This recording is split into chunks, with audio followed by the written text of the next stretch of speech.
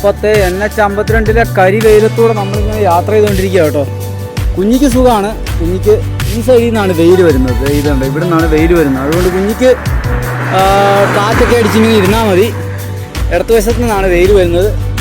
അപ്പോൾ ഈ കരി വെയിലത്തൂടെ നമ്മൾ പോകുമ്പം കാണുന്ന കാഴ്ച എന്ന് പറഞ്ഞാൽ വൺ സൈഡ് ഇതൊരു ചെറിയ കൃഷിസ്ഥലം തന്നെയാണ്.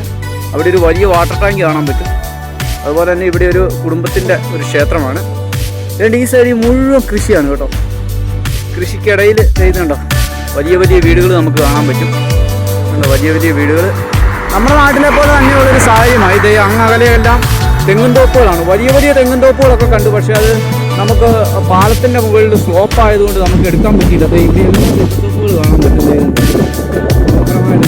ഇവിടെയെല്ലാം കരിക്ക് കച്ചവടമുണ്ട് കേട്ടോ. കേരം തിങ്ങും കേരളനാടെന്നുള്ള പേരേ ഉള്ളൂ. കരിക്കൊക്കെ ഇങ്ങോട്ട് പോകുന്നെന്ന് എനിക്ക് തോന്നുന്നു. ഇപ്പം നമ്മുടെ നാട്ടിലാണെങ്കിലും തമിഴ്നാട്ടിൽ നിന്നാണല്ലോ കരിക്ക് വരുന്നത്. തമിഴ്നാട്, കർണാടക നമ്മൾ പോയതാണ്.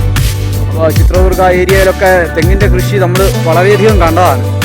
അപ്പോൾ കേരം തെങ്ങും എന്ന് പറഞ്ഞിട്ട് ഇപ്പോൾ കേരം വേറെ വല്ലയിടത്തൊന്നും വരേണ്ട അവസ്ഥയാണ് നമ്മുടെ നാട്ടിൽ.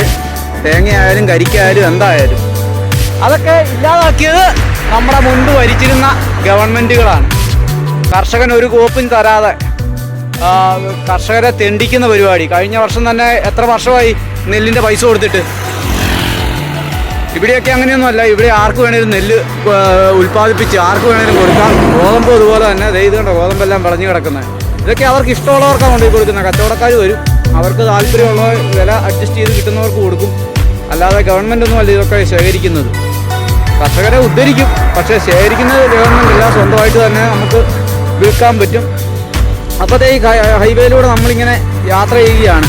അപ്പോൾ ഈ തെങ്ങുംതോപ്പും വയലും ഒക്കെ കണ്ടപ്പോൾ, വയൽ ഗോതമ്പാണ് എങ്കിലും വയലൊക്കെ കണ്ടപ്പോഴത്തേക്കും നമുക്ക് വലിയ സന്തോഷം. നമ്മുടെ നാട്ടിൽ പോയ പോലെ ഒരു ചിന്ത ഇപ്പോൾ മനസ്സിലോട്ട് വന്നു. നമ്മുടെ നാടാണോ എന്നുള്ള ഒരു തോന്നിപ്പിക്കുന്ന രീതിയിലുള്ള ബിൽഡിങ്ങുകളായിക്കോട്ടെ എല്ലാം അതുപോലെ തന്നെയാണ്. ഹൈവേയുടെ സൈഡിലാണ് കേട്ടോ.